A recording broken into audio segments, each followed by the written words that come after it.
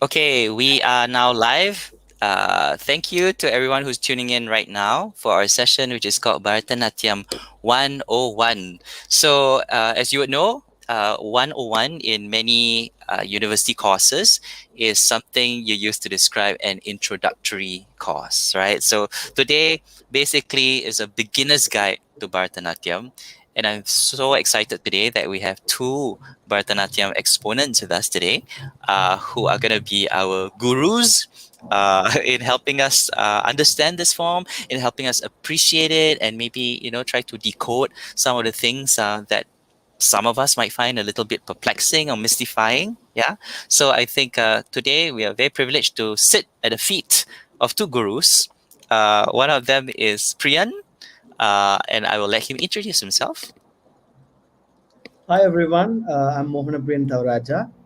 I'm a principal dancer and resident choreographer at Apsaras Arts. Yeah, I've been in this industry for more than 20 years now. Thank you so much, Priyan. Okay, fantastic. Okay, and next we have Seema. Hi everyone, I'm Seema. I'm a senior dancer and faculty member at Apsaras Arts. I've been learning dance and with Apsaras Arts since the age of 7. Yeah, that's long enough, I think. Okay, very experienced. It seems like, yeah, you both started during childhood.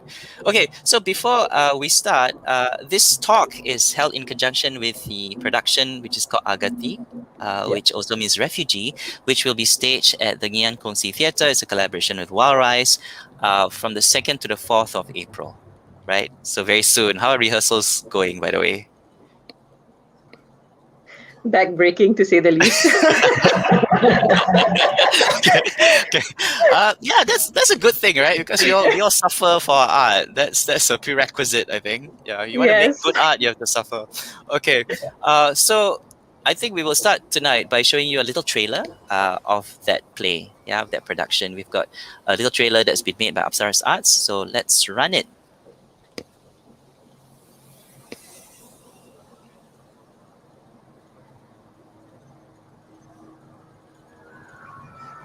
Okay, sound is okay.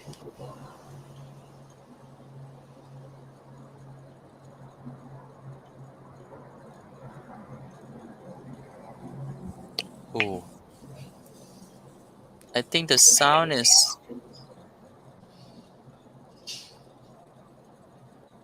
Sorry, yeah, can we pause? Yeah, the sound wasn't coming through. Can we try that again? Yeah.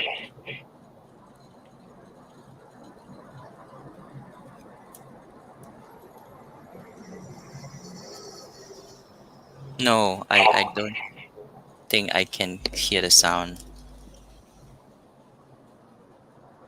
Yeah.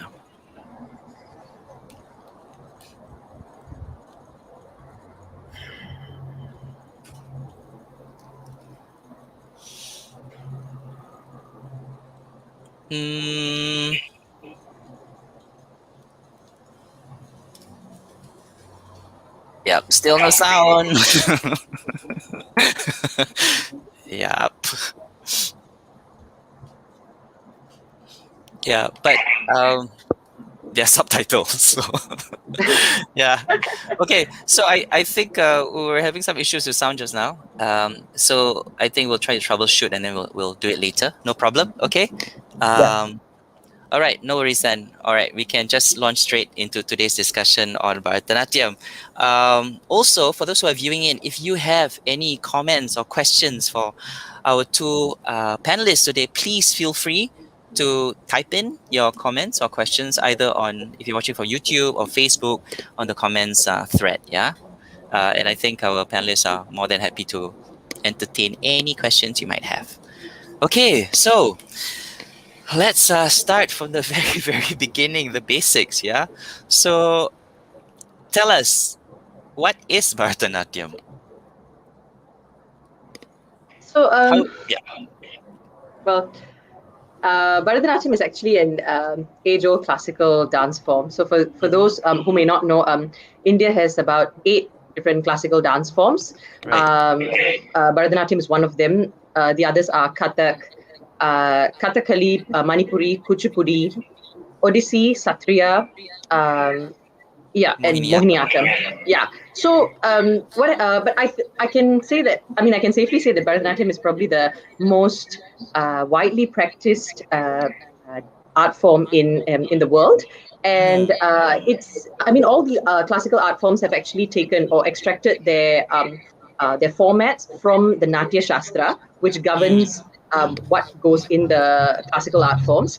Right. Bharatanatyam itself has originated from Tamil Nadu, and it has a very rich history because it was first practiced by the Devadasis, whom we call the temple dancers. It is a temple dance form, so and that's why it was practiced by Devadasis. Literally translate to Deva means God, Dasis means servant, so they're Right. servants of God. So they were actually brought in, they basically were enrolled to learn dance, and along with it learn all the other, like say Vedas and literature. They were the most learned women of their time. Then, of course, after with the erosion of the Devadasi system during colonial rule, we saw a decline in the practice, and the practice was later revived in the 1930s by Rukmani Devi Arundale, who's a very familiar name amongst us, like 20th century dancers, because she's basically revived the dance form, codified it into a system which can be easily practiced by dancers around the world. So everybody actually prides on learning Bharatanatyam in a Kalakshetra way, because that's the way, that's how she's codified it. Right. And so Bharatanatyam has, I think, become very sustainable that way, because and it's easily practiced. Right, right. Okay, so you mentioned quite a few things just now. Thank you so much, Seema. And maybe I can throw to Priyan, yeah? So one of the Yeah. things that Seema mentioned was the Natya Shastra. Mhm. Yeah, could you tell us a little bit more about this? Yeah. So Natya Shastra was written 2000 years ago by the sage called Bharata Muni.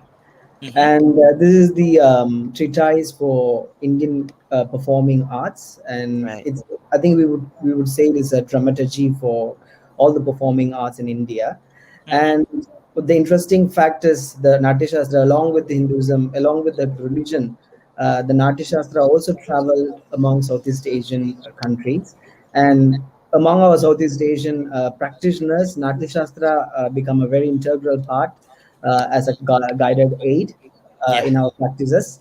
Yeah. So Natya Shastra talks about many things about the dancer, musician, stage setup, and how the stage structure is supposed to be, and what are the qualities the dancers should have, what are the qualities that musicians should have, and it talk about the Rasa theory, Bhava, many aspects.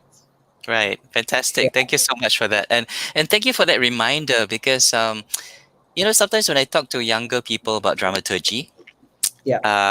and then we talk about the history of dramaturgy, a lot of times people will talk about Aristotle and they will talk about the Greeks, Yeah. and then I'm thinking like, wait, in our own backyard, we have this amazing treatise on aesthetics and dramaturgy called the Natya Shastra, right? And I think we really should be a lot more familiar with this book, with this Yeah. text, yeah, than we are, unfortunately, right? Yeah. So it just shows how westernized many of us have become, actually. Yeah. Yes. I want to ask something also about Seema. You mentioned, is it Kalakshetra? Mm-hmm. Yep. That's a school. Yes, it's an institution founded by Rukmini Okay. Devi. Right. So actually, our founders, Mr. and Mrs. Satyalingam, were first students and then later teachers there as well before they came to Ah, Singapore. right. So obviously, like our foundation in dance is very much the Kalakshetra foundation. Right. It's obviously like the place to go to for most dancers, because Mhm. it's seen as the holy grail of sorts, like for Right. Okay. yeah At the center. Yeah. Okay. Right. practitioners. Yeah.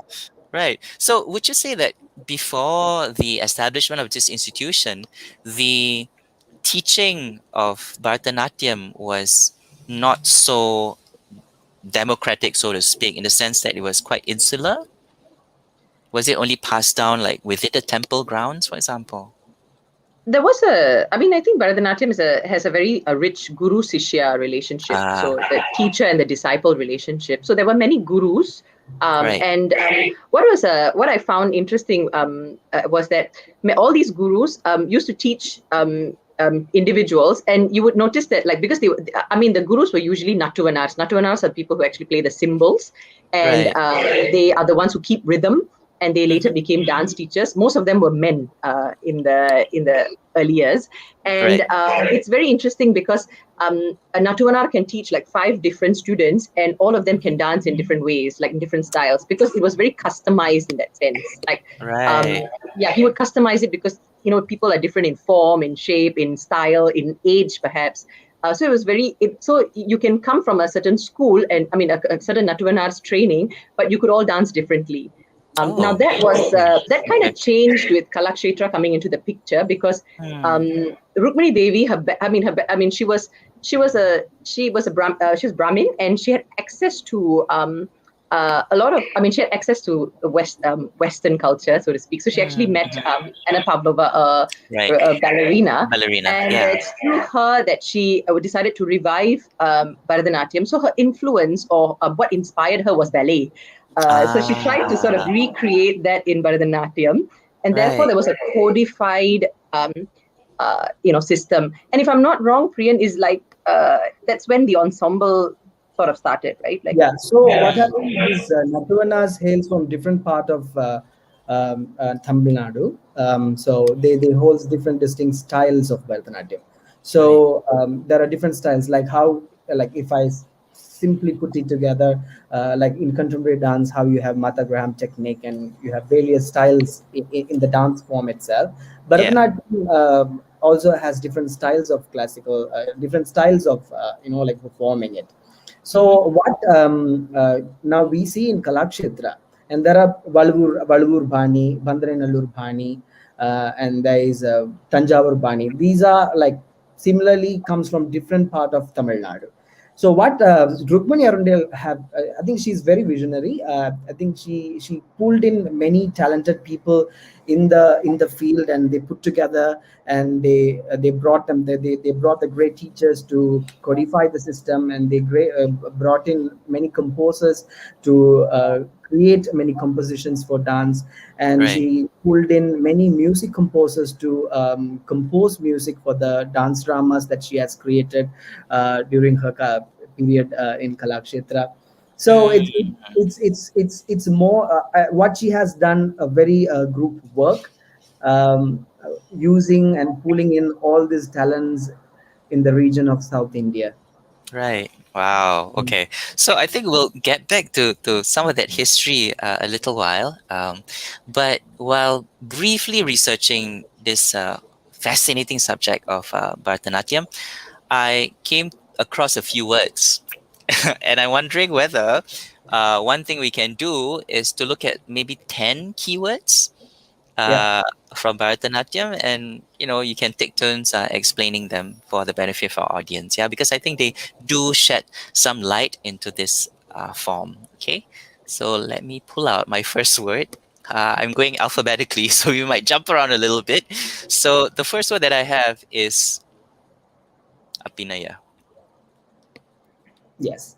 So Mm. Abhinaya is the expression. Abhinaya, like if I split that word and if I codify it, it's taking forward, and it's Abhinaya means taking forward. Like whatever the expression that felt in the heart, it Mm-hmm. is taking forward to the audience. So there are 4 types of Abhinaya. Oh wow.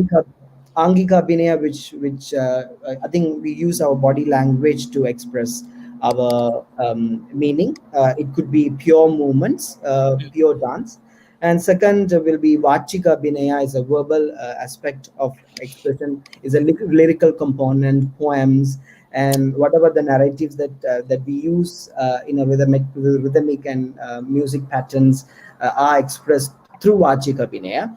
And Mm. Ahari Abhinaya is the costume, like we differentiate the characters through different types of costumes. So that is Ahari Abhinaya. Mm-hmm. Vachika, Satvika Abhinaya is, I think Satvika Abhinaya is very integral, because that is the most tough to achieve that, because Mm. it has to fell through.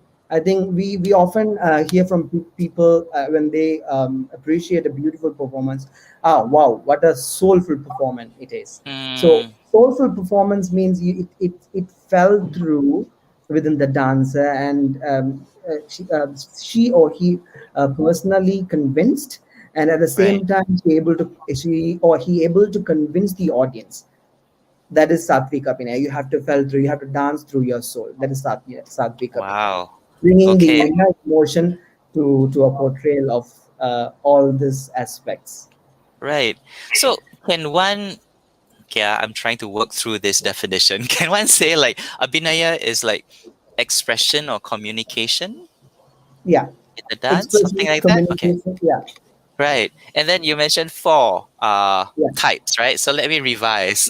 See, let's see whether how good a student I am. So the first one is yeah. Body movements. body movements. The second one is Your movement. verbal, Yeah, verbal. words. The third one, costume, Yes, okay, and makeup, I suppose. yes, Yes. yes. That's all, yeah. And the fourth one seems to be the most difficult. It's the kind of like soulful or spiritual kind of aspect of the Yeah, expression.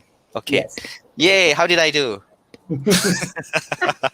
A, B, B plus. Okay. All right. Thanks so much for that. The sattvic abhinaya, why I'm saying it integral, because once you start performing through your body movements, you know already the body movement is trying to communicate with certain uh, content.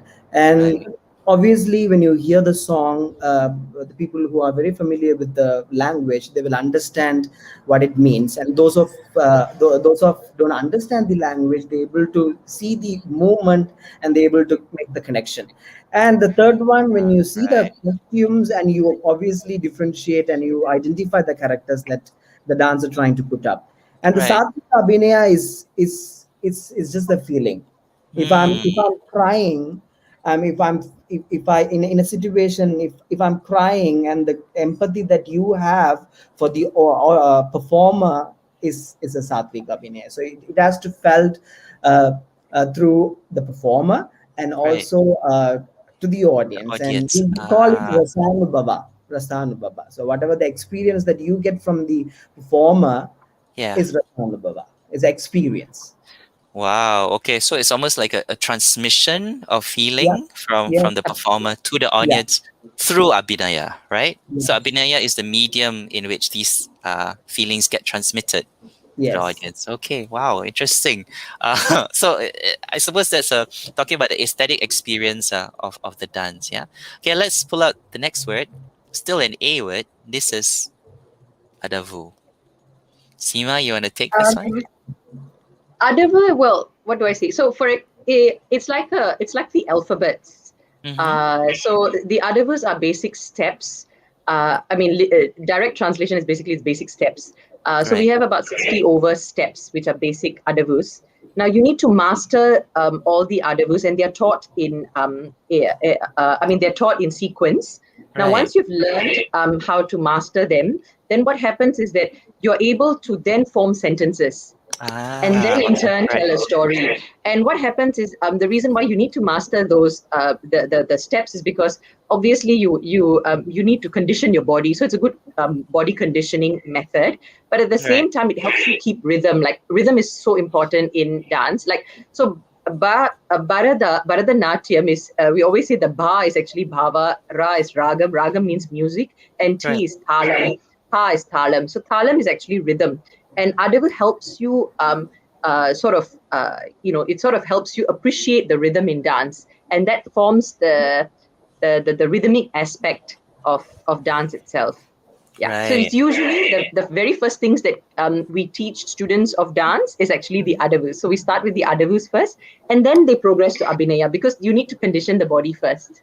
Right. Wow. So these are like little units of the Yes. dance that you put That's together. right. Okay. So then, Right. when you watch a composition, Mm-hmm. what happens is that you have a combination of different adabus coming together. Ah, I see. Okay. I think you explained it really well when you're talking about the alphabet and the letters. Yeah.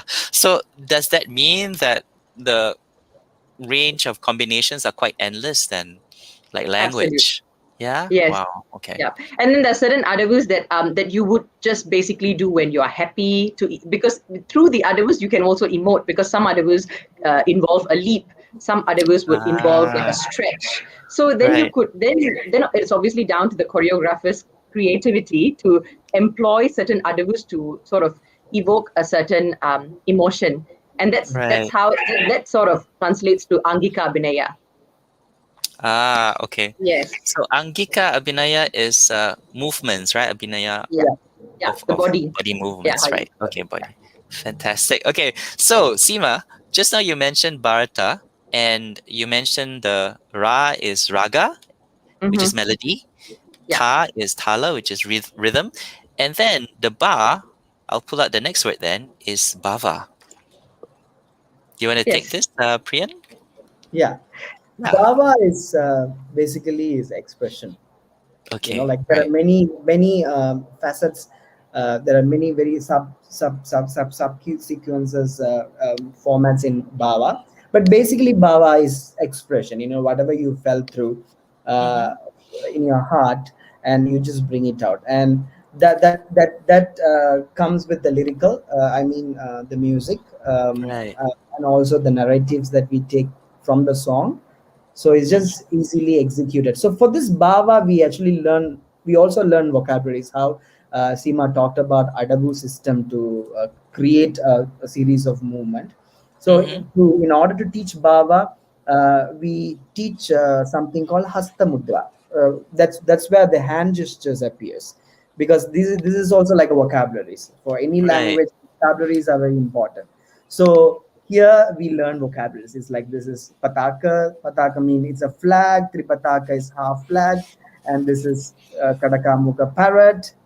Right. Parrot, Wow. and this is alapadma is a flower, and there are every hand gesture has got different meaning to it. So if you want to express bhava, Mhm. and you use these hand gestures to express it, and after you learn the hand gestures, and how Simat has talked about, put it into a series, right? Yeah. And we say it viniyogas means, uh, how do you say, Uses. usage of Mm. hastamudras. Right. So two pataka Mhm. uses to show night, Oh. Right. and two Okay. pataka uses to show water. The two Okay. patakas uses to show the clouds. The pataka uses to show the horse.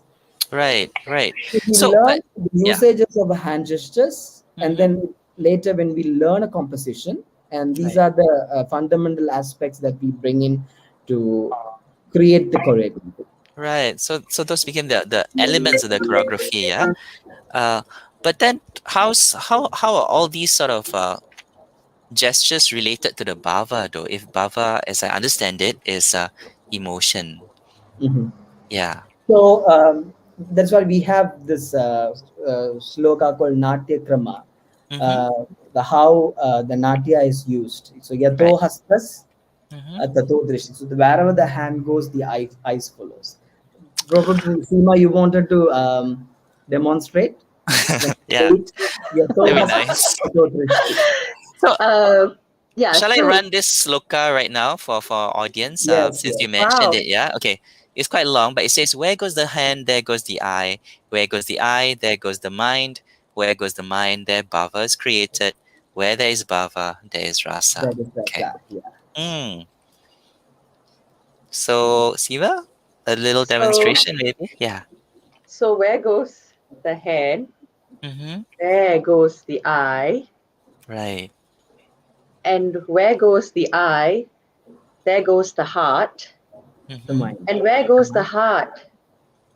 There is expression, Mm-hmm. and where there is expression, there is appreciation.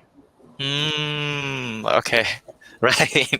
So it sort of Thank you. actually kind of tells you that it's not one, and I mean they're all connected, because you Mm-hmm. cannot sort of have you can't just do a bhava and then and expect the audience to understand, because then it becomes a lot like an imitation.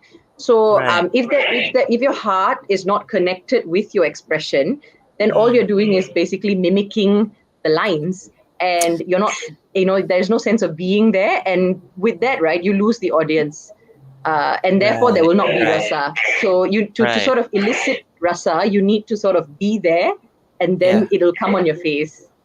Right. Okay. That's Yeah. really interesting though, that the idea that, I mean, it's like a flux, right? You can't kind of separate it into kind of discrete aspects, Yeah. that it Yeah. actually flows, one thing flows into another actually. Yeah. Yeah.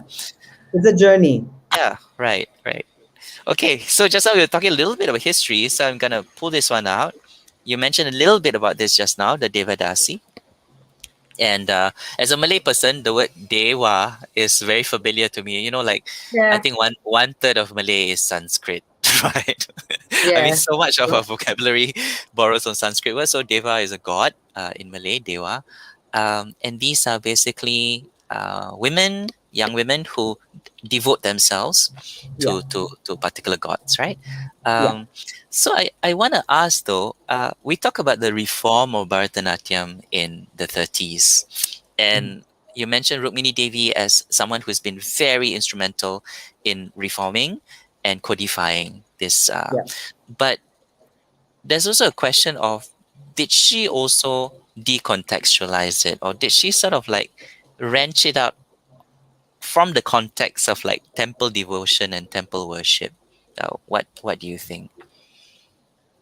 So Devadasis are the young girls who are dedicated to the god, to the service of the god in the temples, Yeah. and they are the most precious one in the society those days, because not just they dedicated themselves in the temple for God, but they were highly educated, and Mm, they could access to many languages. right. And during the British rule, colonial rulers, they are the only one could speak in English, so they Oh, were highly educated, right. and they were very well known of many shastras, many texts, many epics. Mm-hmm. What happened?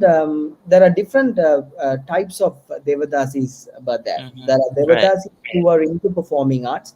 There are Devadasis who into the temple prayers. There Right. are Devadasis who was doing other multiple jobs within the temple. So they have different types of Devadasis, I see. and they were the performers of Bharatanatyam in the early days, and the Mm-hmm. jewelries they wear, it's called temple jewelry, Mm-hmm. which is what we traditional Bharatanatyam dancer even still we wear it. Like those jewelries are donned to the god, Right. and they were given to wear it, because basically they married. They had the system of marrying the god, and they have Mm-hmm. only one pati, one hero in their life, which is the god. Mm-hmm. So what happened? There are different evaluation. When we talk about the evaluation of Bharatanatyam, it was performed in the temple for the temple pujas and the Mm-hmm. prayers, and then later during the ruler's time, and the Devadasis were performed in the court, ruler's court. So in the Ah, ruler's court, what happened? They Okay. We in our Indian history, and also some of the Southeast Asian history, this relationship, godship, kingship. So yes. some of the kings were looked up to as a gods. Yeah, So Deva they Raja come, system. Yeah. yes. So Mm. when they came to the court, and there were composition on the kings as well. So there are compositions created on the kings, and they would sing and dance for the king. And I think this system, like, was misused Mm. progressively, and then the British saw it, and then they find it very erotic. And when later in the revival period, in the 19th century, Rukmani Devi actually removed the erotic part of the composition Ah, from Bharatanatyam, and right. she chose only the composition which are The based, uh, bhakti, bhakti, devotional the one. the devotional parts Yeah. rather than the erotic parts. Yeah. So Yes. in that case, though, I mean, I've heard some people charging her for sanitizing the form. Would you hold this to be true? Do you think this is like a fair accusation of? No, I Well, think I think it's much Yeah. needed, right? Like, I think at that point it was much needed. Because you see, it was at that time when the Maharaja system was abolished by the British. A lot of these Devadasis became destitute. They had no means for survival. And Right. so they resorted to so many other low-paying jobs. Some into prostitution. So it became such a shunned upon I dance. see. So I Right. think it was a necessary evil, so to speak, like Okay. to Right. sanitize it so that you can restore some respect. But a lot of the compositions that came out during the Devadasi period, like for example, we have this thing called the Javali. These are compositions which actually are poems that Devadasi, I mean, that were written at a point when an artist was singing in praise of her patron. So like Priyan said, like they had you sing in praise of the king. There were Yeah. patrons, and then you see that the relationship is very very much like like almost like a husband and wife. Like, oh, I've Right. asked you to buy me. You said you were going to buy me jewelry, and you didn't give it to me. So it's very erotic in that sense. But that was the beauty in there. You have the Abhinaya actually taking precedence. Right. Okay. That's interesting. I also wonder whether, like, some traditions become traditional because of an encounter with modernity and often like Western modernity, right? And I was wondering also whether Victorian morality had a hand in making in stigmatizing eroticism.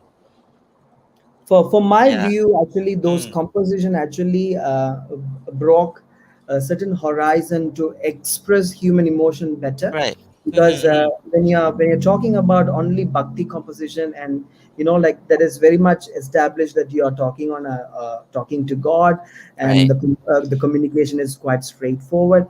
But these kind of composition actually bring the essence of human. Like, there are many Mm, types of human. We have many types of human emotions, yeah. and these composition actually allow the dancer to explore them. And today, Mm, we find those composition, leave alone the erotic part.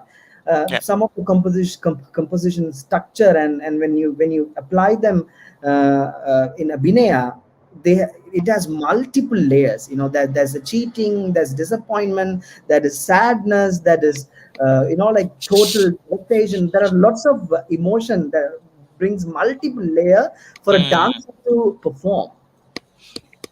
Yeah, right. so Yeah. those compositions are still performed, but Mm-hmm. those are very stylized now, not the way it was performed before. Yeah, I guess, yes. Right, right. Okay.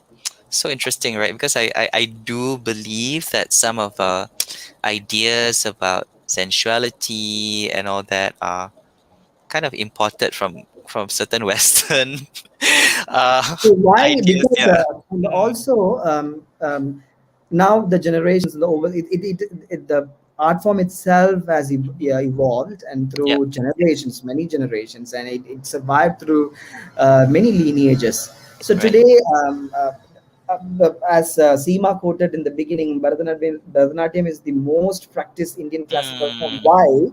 Because mm-hmm. it broke the barriers. Because you will find composition in Tamil, Yep. even though like Bharatanatyam derived from Tamil Nadu, South India, and Hmm. Bharatanatyam compositions are in various languages. And today Right. we speak about Agathi, and we only talk. Mm, We not only talk about the godship, kingship, and yep. we not only talk about erosion. We are talking about the social issues. And now Bharatanatyam become a very powerful language, more than like the language that we used to see in temples and court. Right. And we are able to Right. communicate with the audience, modern day audience today, with the Mm. age old art form. That is fascinating. Yes, yeah, I completely agree, and I think a project like Agathi, Yeah, I feel like expands the form. It reaches out also, hopefully, to wider audiences as well, because I think you're using various languages and there's yeah, subtitles as well, right? yeah. In that performance. Okay, let's move on to our next term, which is Margam. Anyone wants to take this?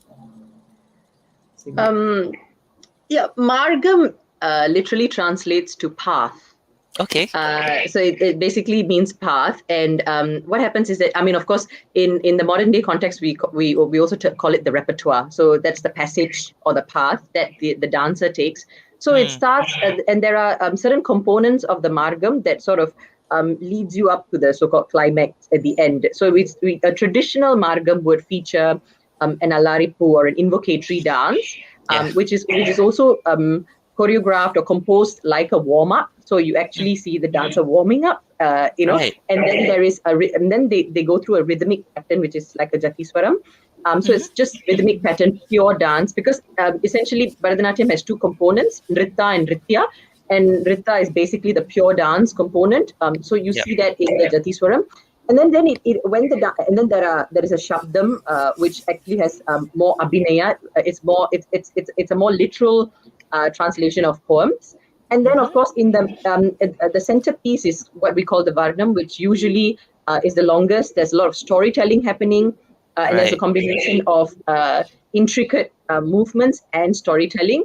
And then after that, we progress to what we call the Abhinaya pieces, because that's when the dancer is so-called in the like she sort of like gained momentum, and then you get like a slow padam, and they're all lyrical actually. They're either a padam or a javali or ashtapadi, but they're all lyrical compositions. And then they end off with the tilana, which is again high tempo rhythmic pattern. But So is this pure dance also? The yes, Tilana? it's pure dance, Okay. but with a little with maybe 4 lines of lyrics Right. to sort of sum up the dance. But Right. what's interesting about the Margam is that because it's like we call it the passage, you see, Bharatanatyam is a very spiritual art form. So even in the Margam, it's sort of like it's almost like the passage to attain spirituality. So it sort of always the high that you end in need not always be fast tempo. Like it could be. It really depends on the mood that the dancer has chosen for the Wow. repertoire. So you can Right. actually end with a very meditative tilana or a mangalam. We usually end off with a mangalam. So it ends off with something meditative because you sort of want to take home something with you. And that's the so-called passage to spirituality, passage to dance, passage to excellence. So we Right. use the margam almost like it's almost a passage of life. Like you start off with learning the basic steps, and then you hit the height of emotions, a midlife crisis, and then Yeah. you sort of slow down. So almost like Right. that. Yeah. Right. Right. So this Margam, I'm just gonna ask all the for dummies question, right? So this is a solo recital, It's been Margam is designed as a solo. solo. Yeah. a solo recital, and it is accompanied by musicians, Yeah, live musicians, right? live Always. musicians. Yeah. Okay. Right. So when it's traditionally performed, we always have live orchestra playing on the side, and yeah, Ah. Right. And it is so there are various segments to this Margam, or what we call a repertoire, right? yeah, And it yeah. consists of both pure dance segments as well as I mean, narrative yeah, abhinaya kind yeah. of segments as well. Okay. Yeah, thank you. I think I learned quite a bit. Now the next time I'll watch, I'll kind of like try to identify, oh, this is which bits and all that.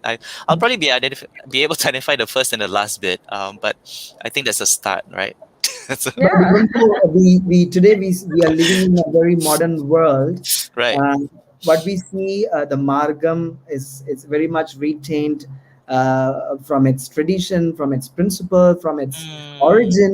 So nothing has changed. I think later in the years, the great stalwarts who have added lots of depth to it, and right. I think there are lots of material that which has been collected over centuries. Now people are delving into it, Right. and I didn't feel any time there's lack of something in this art form. So the Margam, the solo recital is very much retained. Mm, Where the group works in today's time have yeah. evolved from Right. solo recital. Right. Yeah. I see. And typically, how long would the Margam last?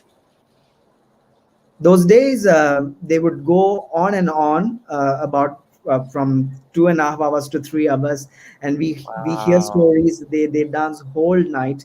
Wow. But that time, they had the passion, and they had the ability, and they had the audience who can appreciate the whole night of a performance. Right. But Yeah. today There was no Instagram live then. for we live for time. Yes. No TV, no smartphones. Exactly. Yeah. Nothing. Yeah. That is the only entertainment they could connect in their That's life. right. So Yes. they would So spend their day and night with just arts. Yeah. wow. So today, how long can we expect like a Margam to last? Today, I think maximum 1 hour to 1.5 hours. It's mostly 90 minutes work, Wow, because that's still. when you go to festivals, and when you go Mm, to performing venues, yeah. and there's already a limitation of like timing, and Right. now we live for time, so Mm, nothing's stopped by us. So giving that a priority, I think the time has reduced from 3 hours to 90 minutes, and mostly wow. it's 1 hour performances now. That still sounds very intense, though. I have to say. Yeah, That's yeah. within 1 hour you and also in the repertoire, uh, according the time of 60 minutes, the repertoire, the items that you perform also reduced. And Right. obviously you start with invocatory, and then you straight go to the centerpiece varnam, The and Varnam. then you Ah. perform varnam, yeah, and Right. then you perform padam, which has a very liberal and very very elaborative expression part, and then you Hmm. go to tilana. You don't have much time, Right. Yeah. Wow. so usually you perform about four to five items. Yeah. Okay. Is there any intermission? No intermission. No No. intermission. Okay. Wow. Okay. It does sound really intense just for like a solo performer. I think that does sound. But it's all together, Afian. When you talk Mm, about Bharatanatyam, there is poetry to enjoy, there's a movement to enjoy, there's right. expression to enjoy, there's musical instrument to enjoy, Mm, there's language to enjoy. There are many aspects comes together. So the audience who are sitting in the front, not yeah. only seeing just a dance or just exemplifying the movements, but also they could relate to all their sense are entertained. Elements. Right. Wow. Yeah. Okay. Fantastic. Thank you so much for that. Now I understand a bit better about the structure of this Yeah. dance. Thanks so much. Okay. Let's move on to this, which as you've mentioned this a little bit just now, the mudra. Yeah. And maybe you can do a little demonstration as well. Yeah. Yeah. So maybe we do a bit of a demo with mudras. Yeah. I suppose we'll have a conversation. Okay, let's have a conversation. Let Afian translate into words. Okay. Okay. Sounds good. Oh dear. Yep. You'll be the subtitles. Yes. Okay. Let me try. All right. Who wants to go first? Yeah. So mudra are hand gestures, right? Mm-hmm. As well. Okay. And, Oh. and okay. Mm-hmm. I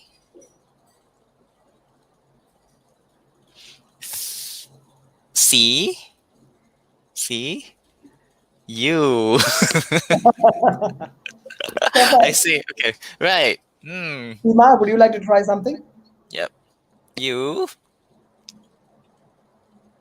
look. You look beautiful. No. That's right. Oh, Yes.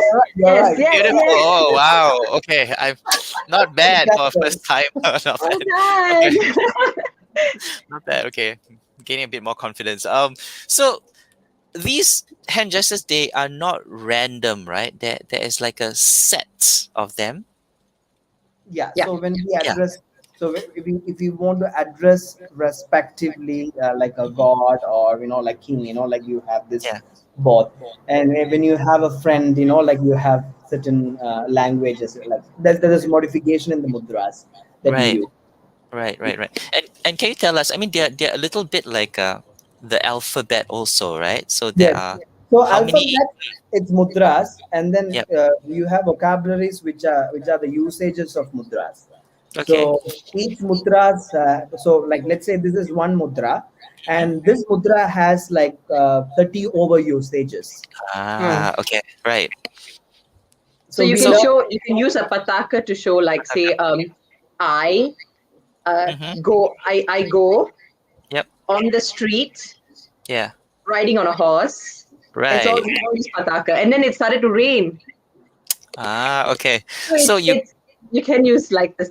I mean, but then you see, like the thing is that because it's about like a 2,000-year-old art form, all these the vocabulary was obviously set for like set then, right? So, but then again, the mudras can use to show so many other things like now in modern day. So, for example, like if we use a mushti mudra is to show strength, and but then again, or you show anger, strength. But then now you can even use it to show a motorbike, I and see. people Okay. understand it. Like, Right. yeah, Right. So the mudra can be one-handed, but also two-handed as well. yes, yeah. Yeah. Okay. And can you There like are combine? mudras for scissors, Yep. vaccination. Oh wow. Okay. Yeah. Right. Okay. And can I have like a mudra on one hand and a different one on the other and combine it to make meaning as well? Oh yes, Does that work? Okay. Right. So those Could you we show call me an it example? you would see a lot of it in double-handed. Agathi, because because Agathi is a contemporary topic, right? I mean, Yeah. it's contemporary, so there are so many things that we would have to show there, which may not have existed, like an earthquake or like like a calamity. Now, so Yeah. you're using traditional Bharatanatyam movements to start depicting objects that never existed during the period of the Natya Shastra. Right. So, and that's what I think fascinates us as practitioners, because the vocabulary is so expansive.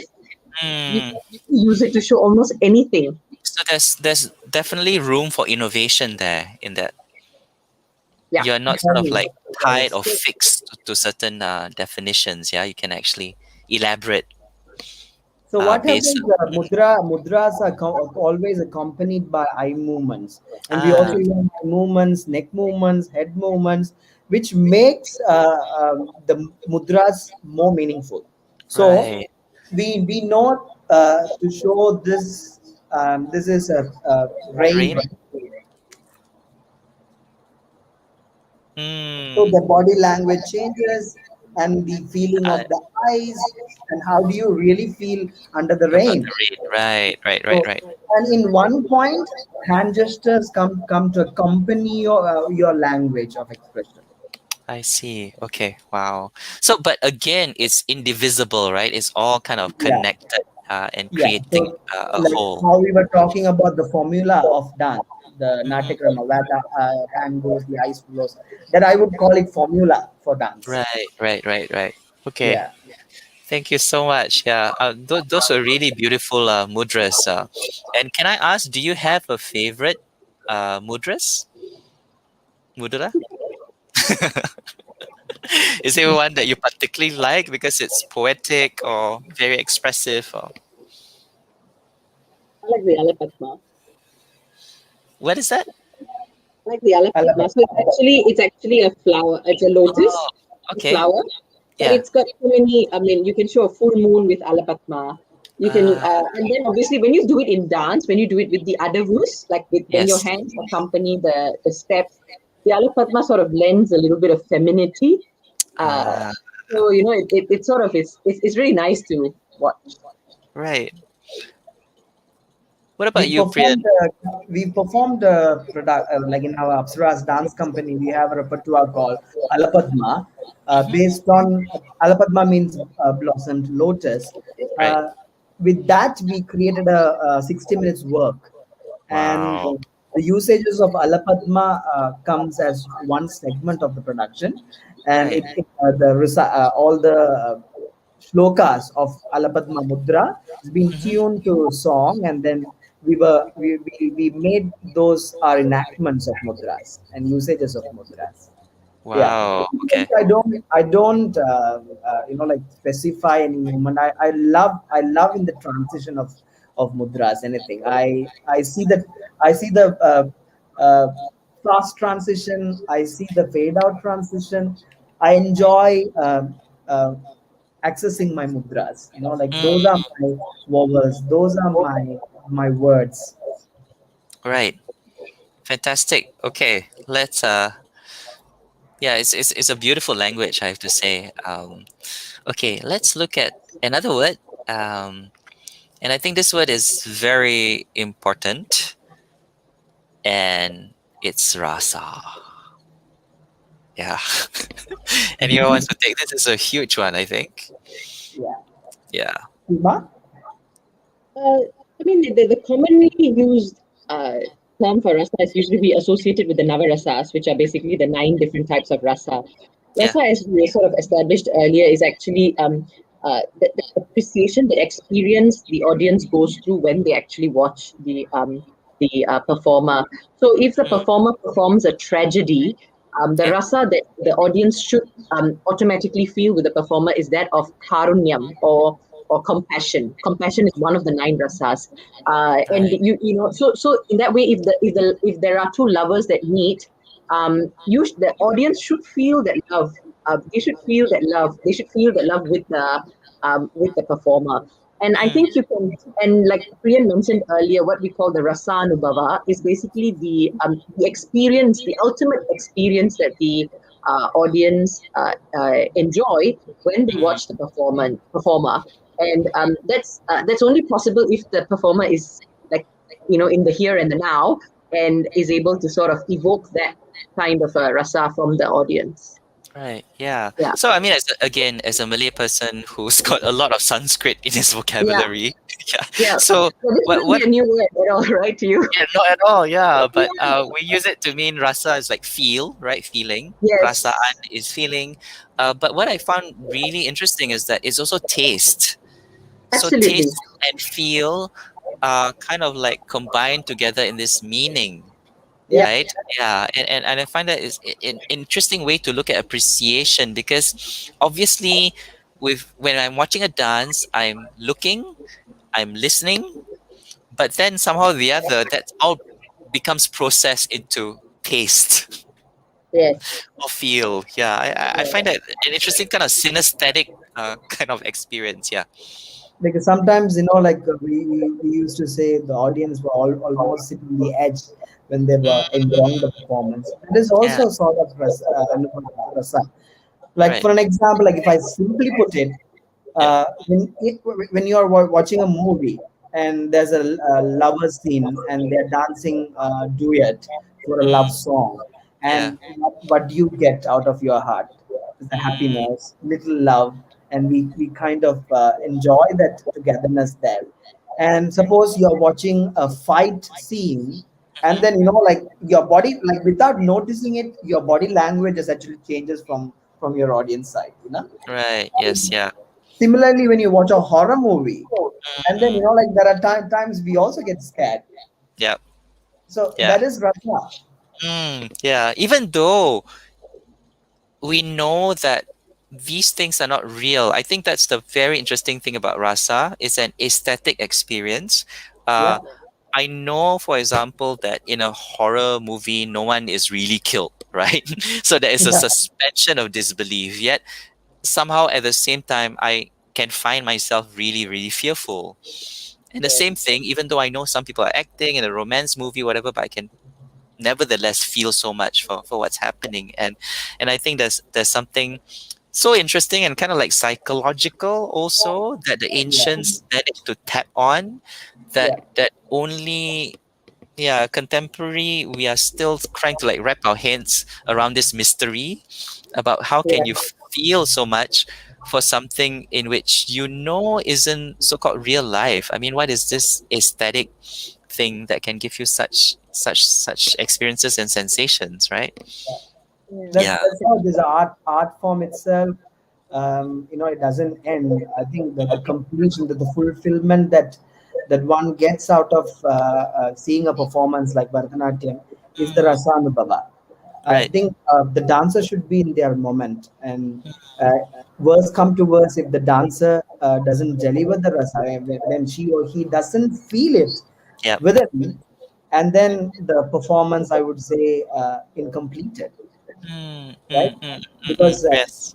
that the you should be moving Yep. in order to move the audience and give the Right. experience of moving to the audience. So if that doesn't happen in any Mm, of us, within the performer or the audience, and Yeah. the performance is flawed. Right. Yeah. The circuit is not complete, right? Because and the current doesn't flow then because Yeah. you need to really make that connection. Wow. So can I say that there are certain kinds of bhava that should lead to certain kinds of rasa? Is that Yeah. how it works? Okay. Correct. Yes. Yes. You're right. Mm. And then can we have mixed rasas? We You can. could. Yeah. Yeah. Okay. Yeah. Like, I mean, in the same performance, you could feel, you could have a comic. I mean, like, if you take, I mean, you would have a tragedy, but then there would be comedy before that. There could be some Ah, level of comedy before that, like, and right. you could have a fight scene, and then they become lovers after that. So you could have all of that like happening at one go. Right. Okay. So like colors, I suppose. There are all the particular shades in between as well. Yeah. Yeah. Okay. Because you could be a very beautiful person, and you're a very lovable person, but at the same time you're cunning. Ah, right. Okay. Yeah. Interesting. Okay. So And all the kind. when you laugh, that doesn't mean that you are literally laughing within. Mm, There's a cunningness going in your mind and heart. right. Right. You have a duality there, and you have a two different shade there. Yeah. And some of the rasas are also associated with colors, right? Yes, If I'm they not wrong. have they are color they are codified with the colors, and also they have gods, different gods they represents. Yeah. Wow. I mean, I find it really fascinating that there's this kind of In codification. Natya Shastra, this is Yeah. elaborated study, Rasa theory, we call Right. it. Right. It Yeah. has been in many literatures, like in Sanskrit, Natya Shastra has elaborated it, Mm-hmm. and there's one ancient Tamil literature called Tolkappiyam. In Tolkappiyam also, that the author has in detail he has explained about this Rasa theory. Yeah. Hmm. Obviously, Bharata Muni has given the terms for Yeah. it, but in the previous text in the Tamil, it'll be like more like an explanation. Right. Right. So can you give like maybe 3 examples of rasas out of the 9? Seema. Or maybe each of you give one example. Yeah. So Dayanaka, That's fear. yeah. Ah, okay.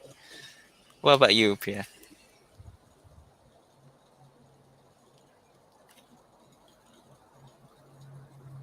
That's comedy, humor. Ah, okay. Right. Okay. And there are 9 of those that is in the palette, right? Yeah. Fantastic. Okay. So we are reaching the end. We are winding down. Let's see whether there are any kinds of comments. If not, then I will need to show you the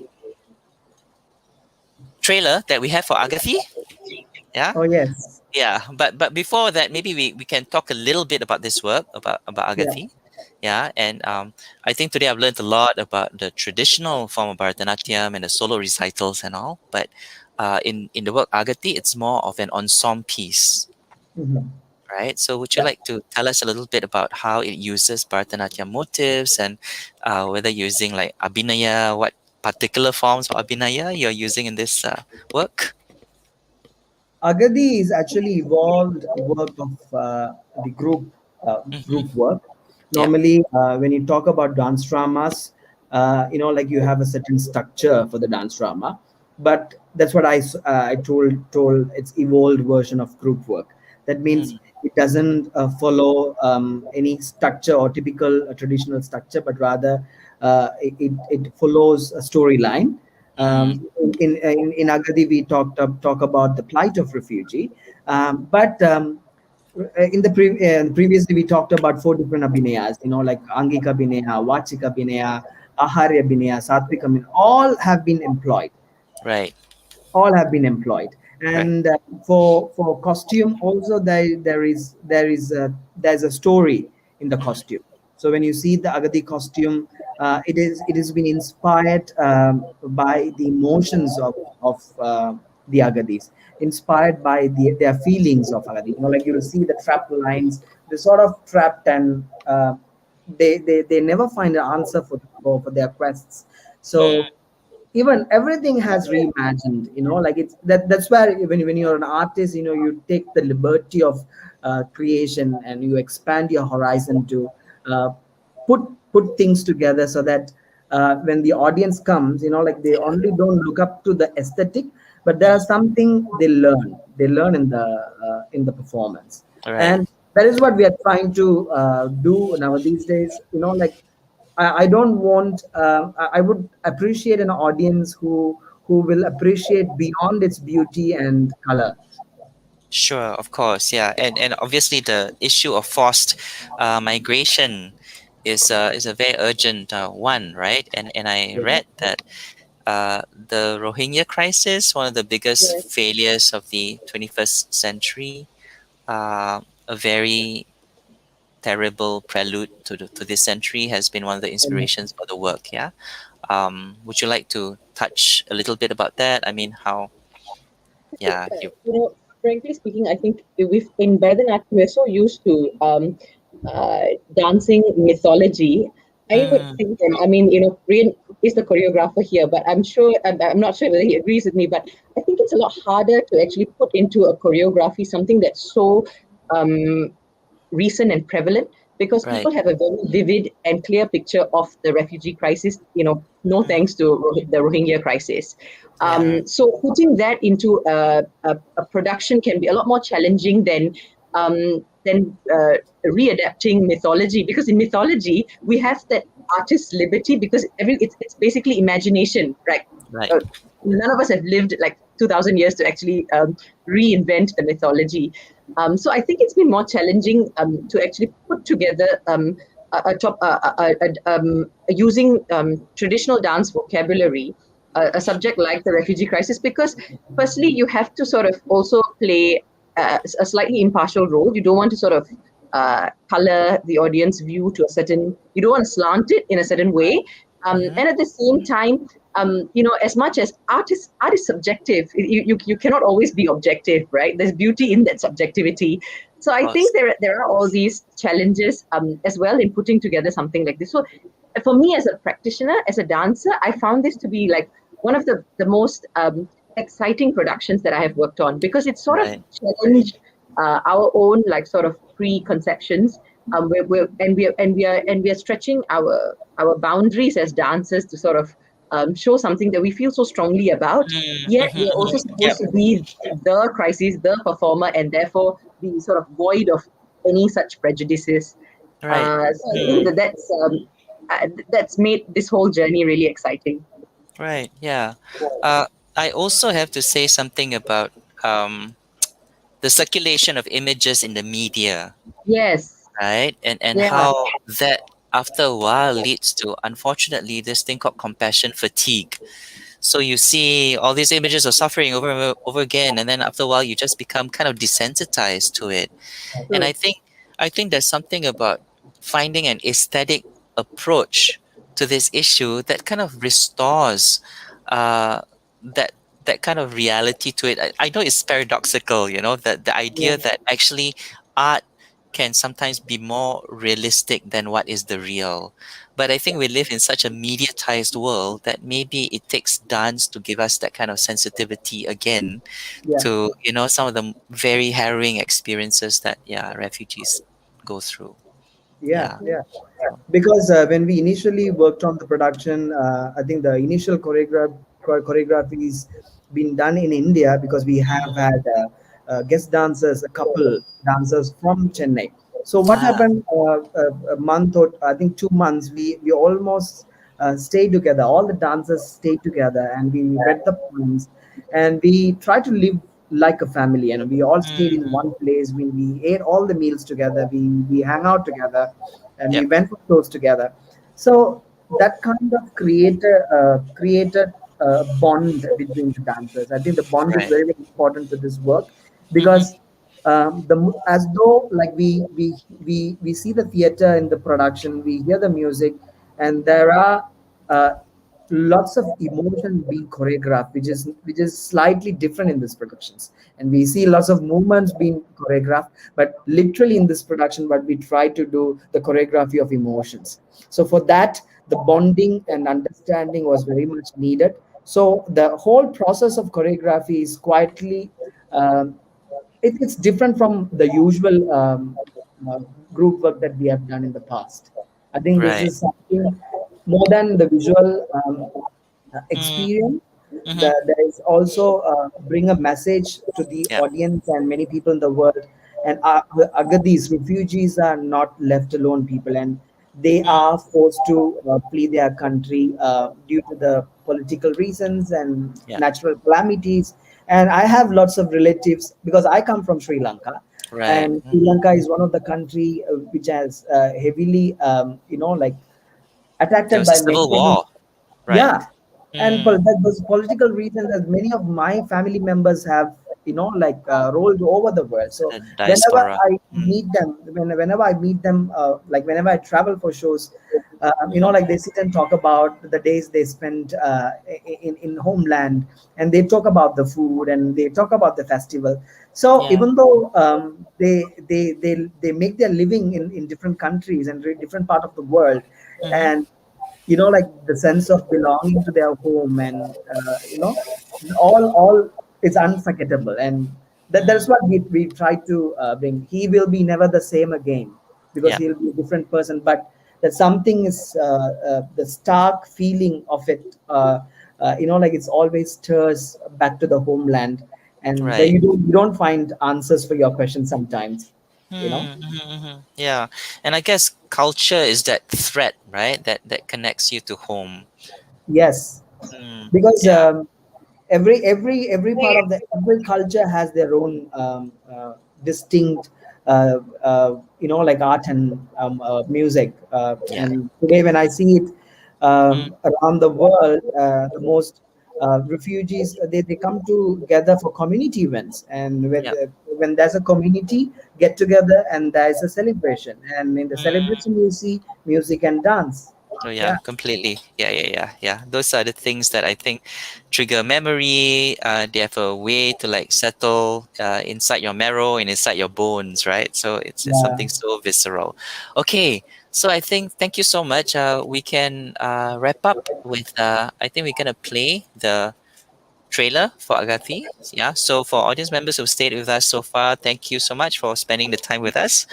This is going to be archived. So for those of you who need a refresher on Bharatanatyam, you can watch this video online and hope to see you at the theater for this show. Thank you again, Priyan and Seema. Thank you.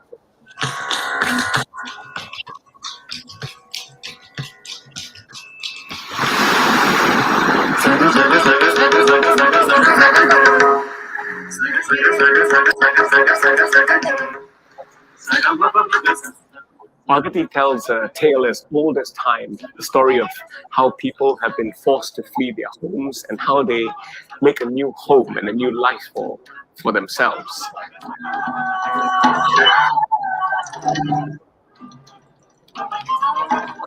Aravind and I started thinking about doing something at the Ngee Ann Kongsi Theatre when we opened. He proposed that we tell this story because I think the Rohingya was very much in the news over the past few years. Apsaras Arts has been pushing the boundaries of Bharatanatyam to make it an ensemble choreographic work. Agathi gives voice to the young children, refugee children who told their stories in the book of poems. Ivan has been a role model for many Singaporean art makers, and I am truly honored to have this opportunity to work with him on this retelling the story of Agathi. Agathi is a powerful work created with the core principles of Bharatanatyam with a contemporary approach. This production has adopted a vast space for the explorations of human emotion. We have used Satvika Abhinaya, the heart of Bharatanatyam, as our centerpiece. And this time we are very excited. We have Ivan Heng on the team who is guiding and bringing new elements to our production. We've been working and trying to think about how to retell the story. my job as a dramaturg is to help reimagine this work for the Ngee Ann Kongsi Theatre, the thrust stage, which basically is a theatre that is wrapped around by audiences on three sides. It's a very intimate experience. We have chamber music here, opera, and of course theatre. But I'm really excited that we are going to have the Bharatanatyam here at our theatre. In Singapore, bringing the story back after a tour to our very own audiences, it's a pleasure.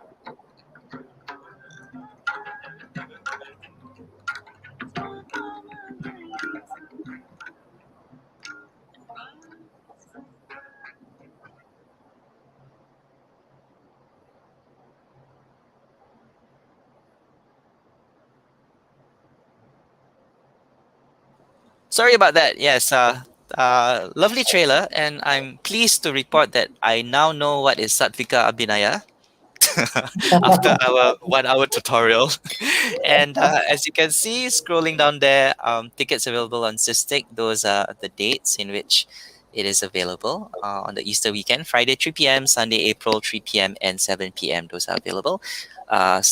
Friday 7 p.m., Saturday April 3 p.m. limited seats, and Saturday 7 p.m. unfortunately is sold out. So please get your tickets quick because I expect it to be selling pretty fast the closer it is to the dates.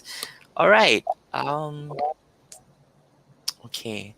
I'm looking at some comments, and in addition to that, we also have the play You Are Here by Puja Nancy from 22nd April to 2nd May. Tickets at Wild Rise, yeah? Okay, that's just a little pitch for another production. I'll bring back this one. Okay, for Agathi. Okay, any final words from the both of you, Sima and Priyan? Anything you want to say about Agathi? Well, I think it's been a real nice ride the last few months of practice. We're coming back to the physical theatres after a long hiatus, so we definitely are excited about presenting it to a live audience. And this time around, I've even told my friends who are not usual dance enthusiasts per se, because Bharatanatyam is, like you mentioned at the very start, a heavy duty kind of an art form, but this one's really different because we've got elements of theatre in it. Thanks to we've been working very closely with your team at Wild Rise, Alfian and Ivan, and I think there's been a nice take on the production itself. So I think it's been repackaged to fit to sort of whet everyone's appetite. So I really hope to see more new audiences at the event. Yeah. Fantastic. Yeah. Priyan? Yeah, the production itself has progressed dynamically with input by you and especially Ivan Heng on the dramaturg. Yeah, I think during this lockdown period, we have learned lots of lessons, and art is something was surviving, even though there was not much major shows, but we were able to do something via online.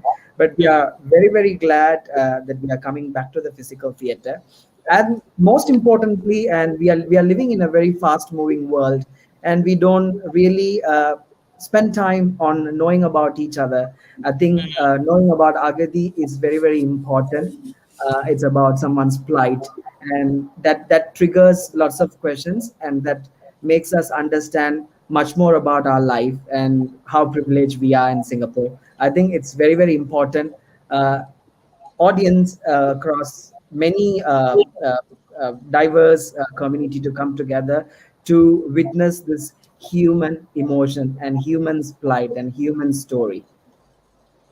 Thank you so much. And Seema, just now you mentioned that you're asking friends who are not necessarily dance enthusiasts. I can't see after watching this thing how anyone shouldn't be converted to a dance enthusiast. I feel so excited to watch Agathi now, after learning, okay, these are the particular elements, and this is Rasa, and this is Abhinaya, and I think, yeah, I can feel Rasa. I can be a Bharatanatyam audience. We can talk the terms now. That's right. Yeah, I can show off a little bit. Okay. Thank you once again for joining us, audience members, and I want to say thank you so much again for the privilege of spending the time with Sima as well as Priyan on our session tonight. Thank Thank you. you. And see you at Agathi. Yes. Bye-bye. Bye.